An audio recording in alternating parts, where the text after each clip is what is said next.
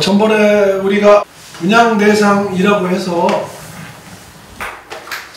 재건축의 경우는 우리 도시정비법령에서 분양대상에 대한 부분들이 나오게 돼요. 특히 투기과일지구하고 과밀업체권역, 조정대상지역 이 세 군데를 가지고서 주택의 공급수를 나눠주게 되는데 1세대 1인에 대한 주택 공급의 부분은 물론 하나로 주게 되어 있고, 이것은 선배가 설명했던 대로 재개발이나 재건축이나 공이 적용되는 규정이다. 특히 법령에서 나와 있는 것들은 공동주택 재건축에 대한 분양 대상이라기보다는 주택 공급수를 어떻게 제한하느냐의 규정이다, 이렇게 설명을 드린 바 있어요. 그리고 이 분양 대상이라는 용어 자체가 재건축에는 어울리지 않는 용어예요. 그래서 재건축의 경우는 분양 대상이라는 표현을 잘 안 써요. 관리처분 계획의 처분 또는 주택 공급수 이렇게 표현하지. 왜냐하면은 애초부터 재건축은 건축물 및 그 부속 토지를 소유하고 있는 자에 한해서 공급을 하도록 되어 있기 때문에 분양 대상이라는 표현을 쓸 수가 없어요. 기문기구 아니면 아니지. 다만 여기에 조합원 지위승계가 됐다든가, 그 다음에 이것을 가지고 재개발과 달리, 재개발은 토지등 소유자의 그 기준이 토지를 갖고 있거나 건축물을 갖고 있거나 그 지상권자를 토지등 소유자라고 하는데, 지상권자는 주택 공급을 받는 대상자는 아니고 카운트하는 대상이고, 토지나 건축물을 갖고 있는 자인데, 그렇기 때문에 분양 대상이 될 수도 있고 안 될 수도 있지만 재건축은 기문기구 아니면 아니야. 동의에 따라서. 즉 다시 말해서 재개발은 동의 자체가 필요 없이 다 카운트를 하지만, 이게 같이 조합원으로 쭉 출발을 했다가 분양시청 가가지고, 분양시청을 물론 다 하겠지. 슬그머니 속여서 하기도 하고, 예를 들어 90제곱미터 이하짜리는 경과조치에 나는 해당이 된다고 거짓말하고 집어넣기도 하고, 그런 걸 다 걸러냈잖아요. 관리처분에서. 걸러내가지고 관리처분 계획에서 제외된 자는 현금 청산 대상자라고 하잖아요. 현금 청산 대상 조합원. 같은 조합원인데. 그래서 관리처분 계획에 포함되는 자를 분양 대상 조합원 이렇게 표현하고, 잘려서 현금 청산으로 떨어져 나가는 사람을 현금 청산 대상 조합원 이렇게 표현한단 말이죠. 그래서 여기서 비로소 분양 대상이라는 말이 등장을 하게 되고, 재건축의 경우는 주택 공급 수에 따라서 달라지는 거예요. 따라서 토지만을 갖고 있다든가 하는 사람들은 당연히 매도 청구 소송이 대상이 되다. 최고의 절차를 거치지 않더라도 뭐 이렇게 갈라지게 되고, 그래서 저는 법령 74조에서 관리처분 계획의 처분 해가지고 이 부분은 대체적으로 1세대 또는 1인에 대한 다주택자에 대한 주택 공급은 하나로 공급한다. 또 이것은 재개발과 재건축은 똑같이 적용되는 규정이기도 하다. 다만 같이 정리를 해놓는 상태에서 재개발은 그러면은 하나만 주는 게 능사냐? 토지등 소유자의 개념 속에 토지 면적에 따라서 준다든지, 건물을 가지고 있을 때 주는다든지, 이런 기준을 정하는데, 그런 기준을 정하는 것은 도시정비 조례에서 도시의 생성 과정에 따라서 도시마다 다르게 정한다 라고 얘기했던 거예요. 그 다음에 그래서 시도 조례는 조례 속에 공동주택 재건축에 대한 분양 대상자를 포함시키지 않아요. 시킬 수가 없어요. 왜? 도시정비법령에서 위임하지 않았기 때문이에요. 여기서 갈라지는 것은 오로지 39조에서 기냐 아니냐 뿐이지, 분양이냐 청산이냐 이런 데 갈라지는 건 아니라는 거죠. 그래서 저는 전번 시간에 74조에 대해서 재건축으로 설명을 했고, 그 다음에 74조에 보면은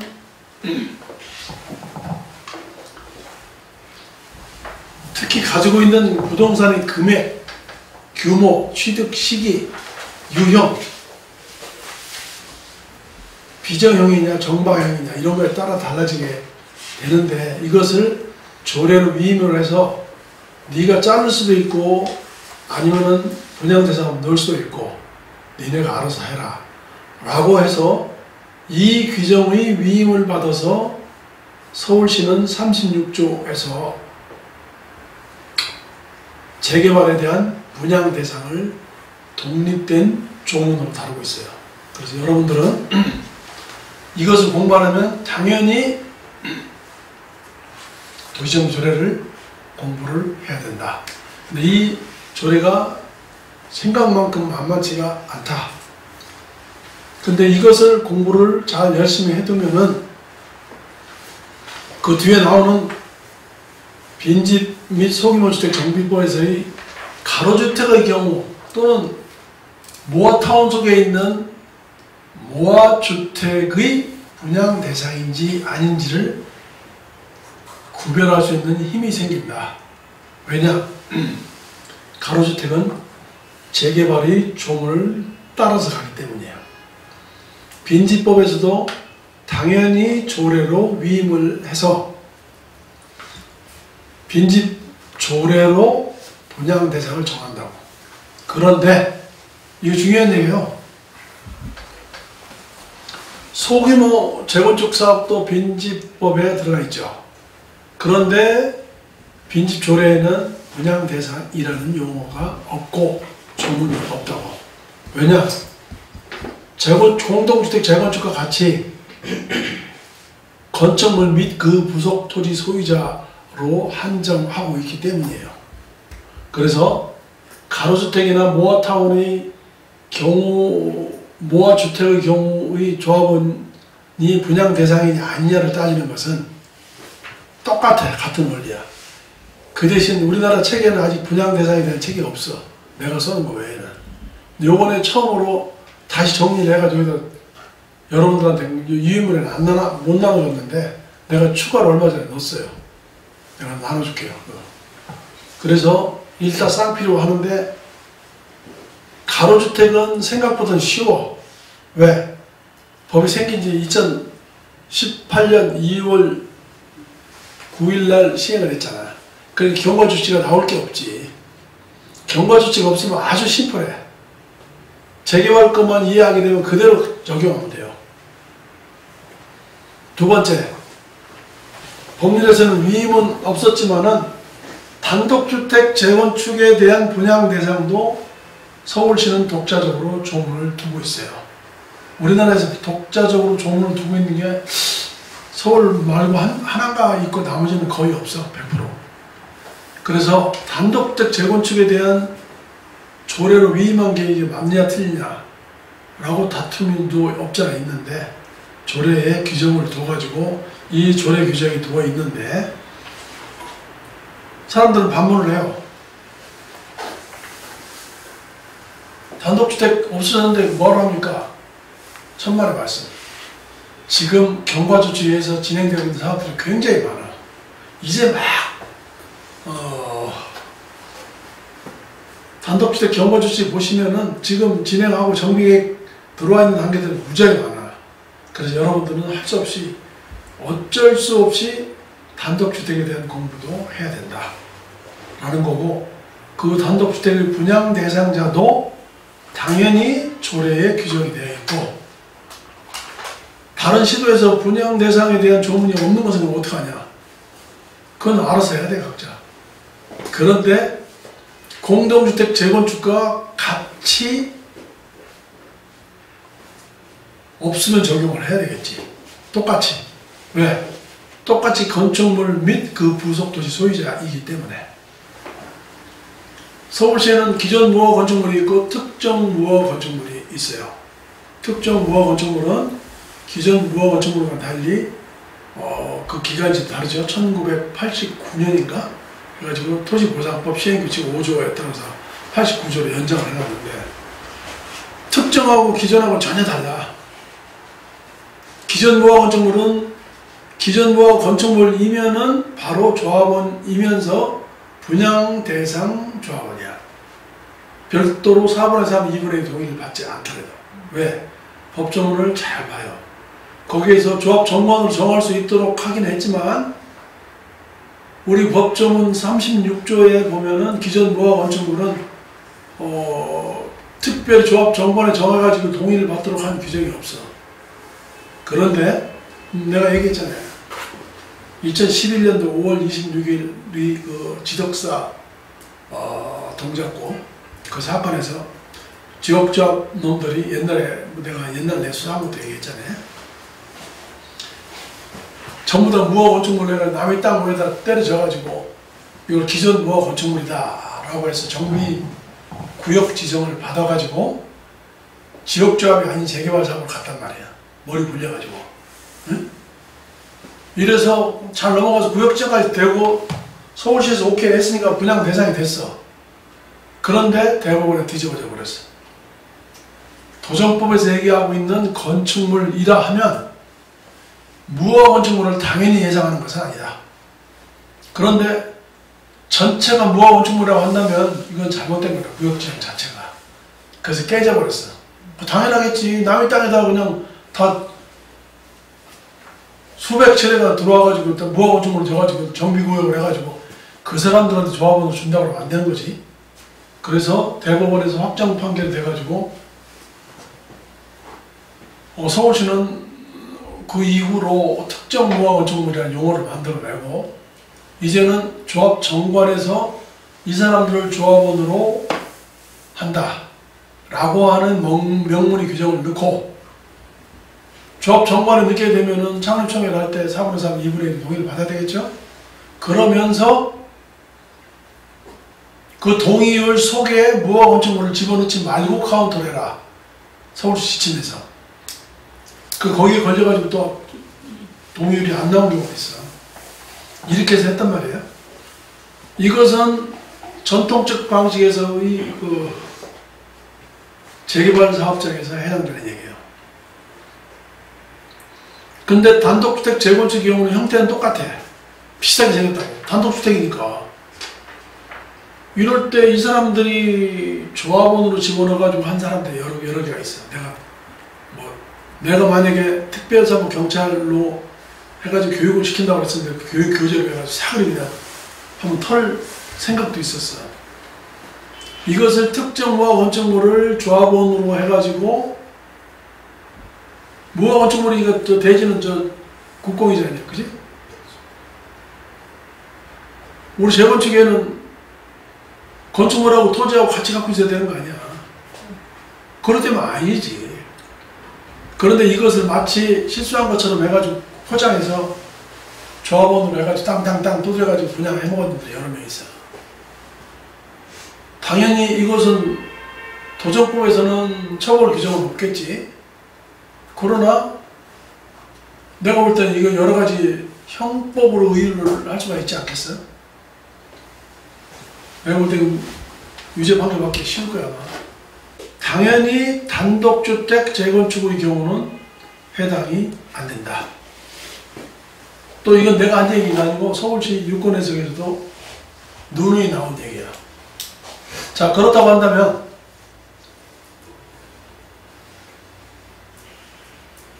가로주택의 경우는 어떤가? 이렇게 생각해 볼 수가 있죠. 그죠? 이렇게 공부를 해서 연상을 해야 돼. 그래서 조합 정관으로 정하는 조합원의 자격을 어디까지 조합원으로 봐서 이 사람들을 집어넣고 조례에 분양 대상을 집어넣는 범위를 정해야지만 비로소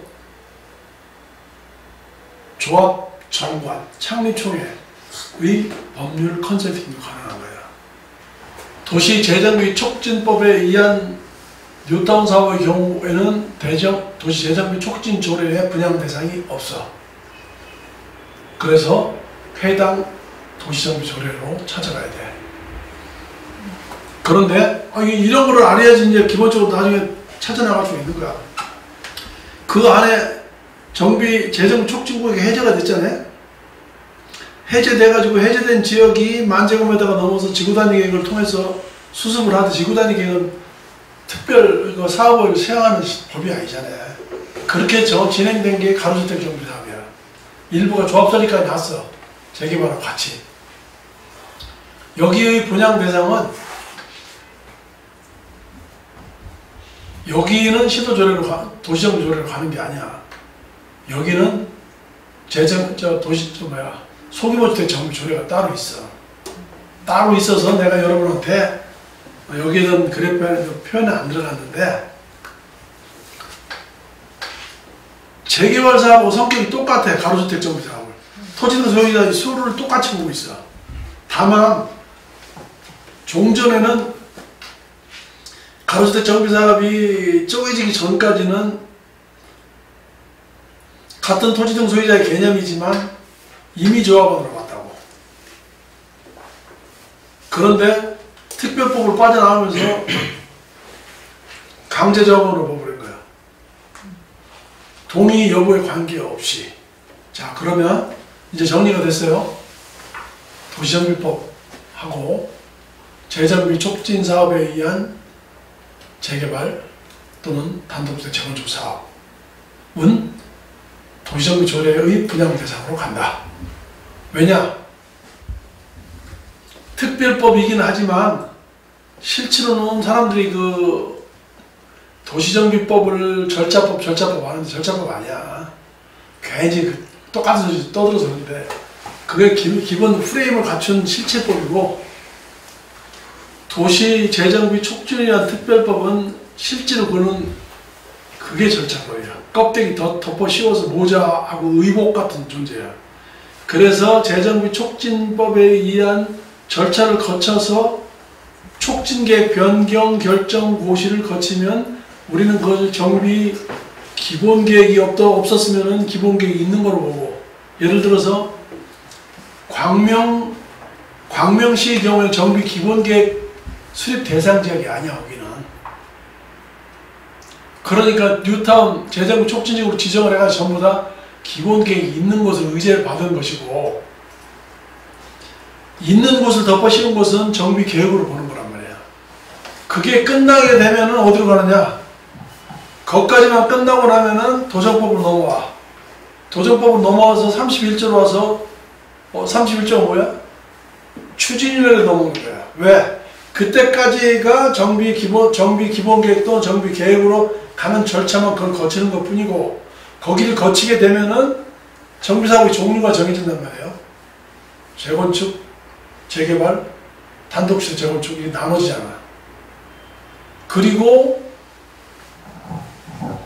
그래서 절차적으로 거치고 도정법으로 넘어와서 몸이 드디어 합일이 되는 거야.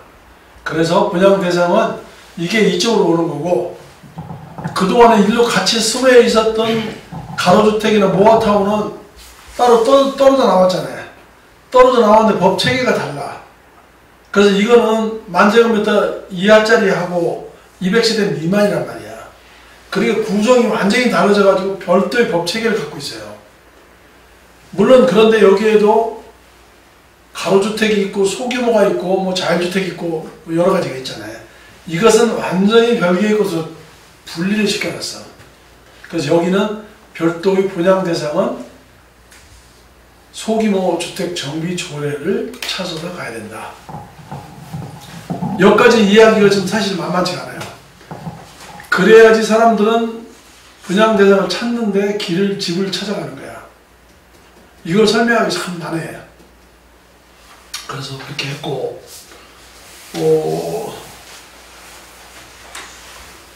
대부분 가로주택은 그 법 56조에 보면은 도정법의 규정을 준용하도록 되어 있어요. 준용하도록 되어 있긴 하지만 분양 대상은 따로 찢어서 별도로 규정을 하고 있다. 그런데 그 규정이 우리 도시정비 조례 36조를 그대로 갖다 베껴놓은 거야. 왜? 토지 등 소유의 개념이 같단 말이에요. 토지를 갖고 있어도 되고 건축물을 갖고 있어도 되고, 그렇기 때문에 굳이 달리 해석할 이유는 없는데, 이 법이 생긴 지 얼마 안 돼서 2018년도에 제정 시행돼서 경고와 조치를 둘 수가 없어. 오래돼야지 두든지 말든지 하지. 그리고 다행스러운 것이, 이것이 우리 도정법에서 있다가 빠져나와 있긴 하지만은 도정법에 있던 경고와 조치를 끌고 오질 않고 독자적으로 탁 잘라버려서 거기서 2018년 2월 9일부터. 그렇기 때문에 도정법에 있는, 도정조례에 있는 분양 대상을 다 이해를 하게 되면은 가로주택은 이해하기가 가장 쉬워. 다만 가로주택의 경우가 가로구역의 범위다. 그 다음에 모어타운 새로 만들어 놓은 이 모어타운 개념을 잘 정립을 하게 되면은 이 부분은 비교적 쉽다. 이렇게 이해를 하시면 돼요. 자, 그래서 다시 축약해보면은 도정법 법하고 시행령에 나와 있는 주택 공급이라고 표현하지 분양 대상이라고 표현을 안 해요. 법조문을 잘 보시면 이것은 대부분 재건축을, 공동주택 재건축을 위한 조문이기도 하고, 또 단독주택 재건축도 이 조문에 적용을 받아요. 여기 굳이 공동이나 단독이라는 표현을 쓰고 있지 않기 때문에. 다만 여기서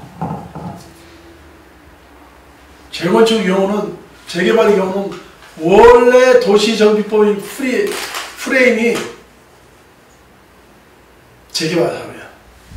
구도시환경정비사업으로 갔다가 재개발 사업으로 뿌리가 와 있기 때문에 그거를 그대로 갖고 와가지고 여기서 재건축을 덮어 씌워서 이게 이중으로 이중 색깔이 나타난 것 뿐이지.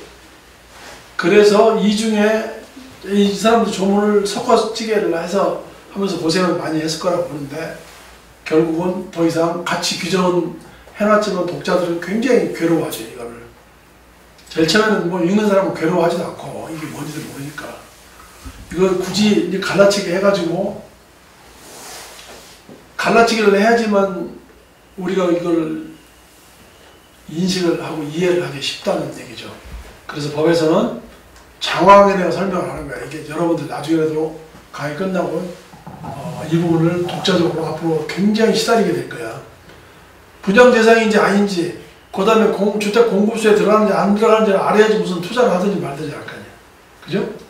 이렇게 나눠놨다 라는 것이고, 재개발 분양 대상의 경우는 36조에서 도정법 시행령에서 위임을 해가지고 주택의 금액, 가액, 규모, 취득 시기, 유형에 따라서 니네가 정해라 라고 했던 것이, 그래서 36조 1항에서의 1, 2, 3, 4, 5, 6은 각 사람마다 분양 대상이다. 이 설명을 한 바 있어요. 그래서 여기 보면은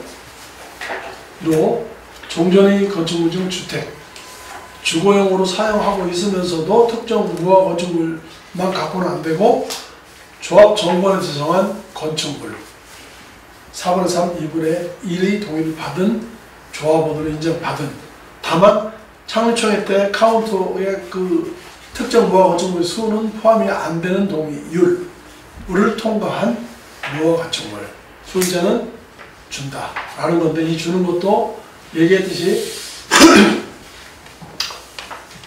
이 조례 시행일부터 지덕사 소송 패소하기 전까지의 기존 무허가 건축물하고 여러 가지 종류의 설명을 내가 드린 바가 있어요. 이건 뭐, 그리고 여기 한번 읽어보세요. 이 조문 설명을 했고, 서울시 소규모 주택 정비 조례와 분양 대상, 여기는 여러분들 갖고 있는 건 없을 거예요. 있나요? 어딘지도 모르네. 여기 2호 있죠, 2호. 네. 2호 위에를 한번 찾아봐봐. 이게 있어요, 없어요? 없을 거야, 아마. 없죠? 네.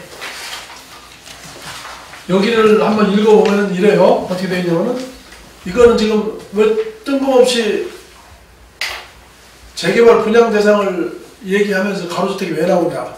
일부러 내가 넣었다니까. 법은 다르지만 성격이 똑같기 때문에 그 법을 비교해서 보면 이해가 쉽고, 양쪽을 공부한다는 맥락에서 보시면은 소규모주택 정비조례 37조 가로주택 정비사업의 분양 대상 31조 1항 3호 0은 여기 뭐죠? 소규모주택 정비법 시행령이겠지. 31조 1항 3호에 따라서 가로주택 정비사업으로 분양하는 공동주택의 분양 대상자는, 그러니까 공동주택의 분양 대상자는 아파트를 받는 대상자가 있겠죠. 관리처분 계획 기준일 똑같이 아까 앞에 하고 분양 신청 기간 만료일이죠.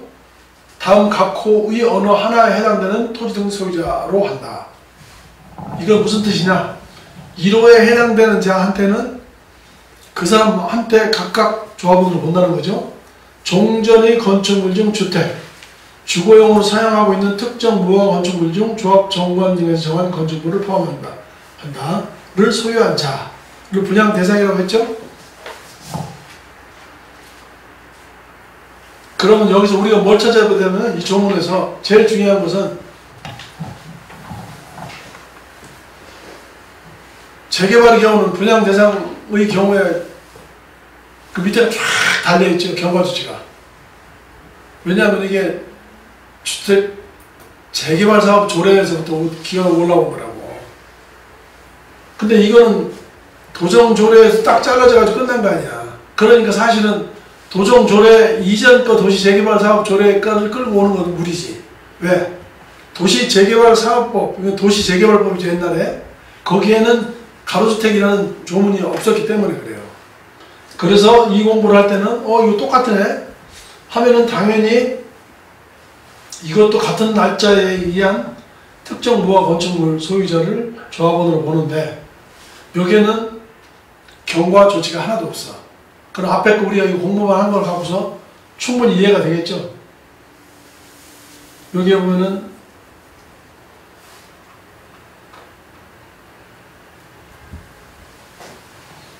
그래서 별도의 경과 조치가 있느냐 없느냐를 여러분들은 보셔야 돼.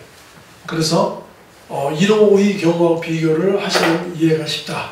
지금 제 말 이해가 되죠? 무슨 말인가?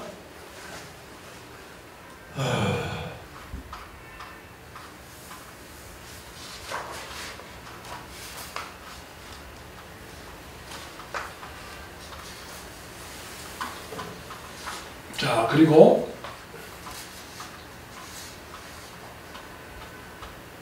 2호 이거 재개발 우리 2호예요. 토지 총 면적 90제곱미터 이상입니다. 여기 지목과 관계없이 합해가지고 이것저것 쪼가리 땅까지 합해가지고 90제곱미터만 넘으면 된다 얘기한 바 있어요. 그래서 도로 0.5평짜리 사가지고 80제곱미터 맞췄는데 누구는 89.5인데 이거 반올림에서 안 해주나요? 반올림 같은 소리 안 해. 반올림 그 진짜 질문이 있었다니까 나한테도. 반올림 하면 안 되냐고. 자 이렇게 됐는데 억울하대. 비싼 땅 더 사면 안 되냐고. 그래서 내가 그랬지. 합해가지고 89.9인데 도저히 금액이 비싼 걸 써가지고 눈팅이 많았다 라고 했을 때는 3호인 권리가액이 추산액 이상인 걸로 그걸로 가면 된다 했더니 그때 화나 묻더라고. 뒤도 안 들어가고 가버리더만. 밥도 안 사고.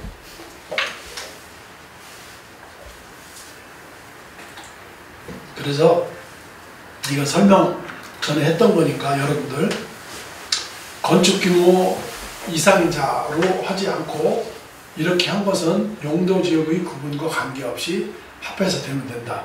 다만 이게 경과조치에서 막 복잡하잖아. 30제곱미터 이상인 경우는 무허가 주택을 갖고 있지 않아야 되고 20제곱미터 이하인 것은 도시 재개발 사업조례에 있고 경과조치가 굉장히 많죠.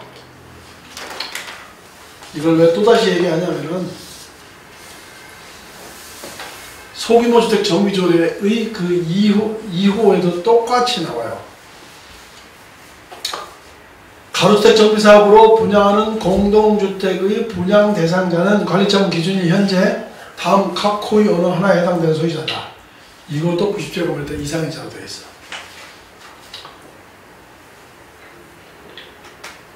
그래서 이것도 보면은 90제곱미터 이상인 자인데 그동안의 이 가로주택의 경우는 권리산정 기준이라는 개념이 법적인 개념이 아니에요. 다만 조례에 보면은 소규모주택 정비 조례에 보면은 조합설립 민가 일을 권리산정 기준일을 지네끼리 정해놨어, 조례로. 지금은 조문이 또 좀 달라지긴 했지만. 그래서 여기에 보시면 총 토지 면적을 산정하는데 플러스 해줘야 될 거 아니야. 이것도 합해가지고. 여기에 보면은 권리산정 기준일 후에 토지의 일부를 취득했거나 공유지분으로 취득한 토지는 플러스 해줘야 되잖아요. 90으로 맞추려야 되면. 예? 이건 무슨 뜻이냐?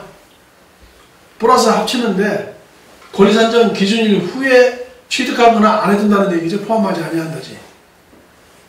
그럼 언제 사야 돼? 최소한 조합설립 민가 받기 전에는 쪼가리 거 사서 맞추면 준다, 이런 뜻이에요. 그래서 이 부분은 우리 도시정비 조례에서는 권리산정 기준일을 어떻게 정했죠? 내가 얘기했잖아. 이 권리산정 기준일은 2009년 2월 6일 날 구역 지정된 이후에는 권리산정 기준을 그 이전으로 정해가지고 하는데, 서울시는 이것을 적용하지 않고 뭐라고 한다고? 2010년도 7월 15일 날 조례를 개정하면서 그 날짜를 기준으로 2010년도 7월 15일까지 해서 정비 기본계획이 들어가 있거나 편입되어 들어가 있거나 지구단위 계획이 끝난 사업장의 경우에는 종전의 규정을 정하고, 종전에 있던 날짜를 권리산정 기준이라고 하는데, 그 날짜가 서울시의 경우에는 2003년도 12월 30일이라고 했잖아. 그러나 그 이후 것은 그 이후에 권리산정 기준을 별도로 정한 날을 기준으로 한다. 모아타운 속에는 개념을 전혀 이해를 못해. 이렇게 모아타운 있으면 그 안에 있는 가로주택이나 소규모나 자율주택이 짬뽕이 될 수 있어요. 우리는 이걸 모아주택이라고 표현해. 근데 그냥 모아주택이 아니고 가로주택, 모아주택, 가로주택형 모아주택, 소규모주택형 모아주택. 모아타운을 구성하는 건 모아주택이라고 하는데 이게 사실 법률 용어는 아니야. 사실상 서울시에 쓰는 용어인데, 이럴 경우에 권리산정 기준을 별도로 예고하고 있으니까 종전권은 모아타운은 그 이전 거는 안 해. 아니야. 그리고 이것 역시도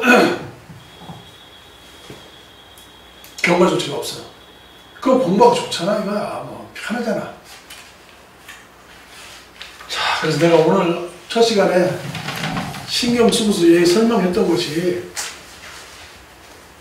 도시정비사업에 있어서의 분양대상, 재정비 촉진사업인 재개발이나 단독적 재건축 사업의 분양대상, 그 다음에 소규모주택 정비법에 의한 분양대상, 이것을 비교 분석을 했다는 거죠. 왜 이렇게 한 이유가 있느냐? 하나의 재정비 촉진 지구 내에 사업장들이 여러 개가 짬뽕이 되어 있다고. 자, 이걸 이해를 못 하잖아요? 예를 들어서 장애 15에 이미 조합설립 민가를 얼마 전에 받았어. 장애 15는 재정비 촉진구역에서 제척이 된 현장이야. 제척이 된 현장인데, 제척이 됐으니까 당연히 가로주택을 권리로 주장을 해서 집을 줬을 거 아니야. 거기 조합설립 민가를 받았어. 그리고 권리산정 기준이 나와 있어, 지네끼리. 이거는 이거대로 조합설립 민가를 별도로 받았어. 권리산정 기준이 경합이 되겠죠.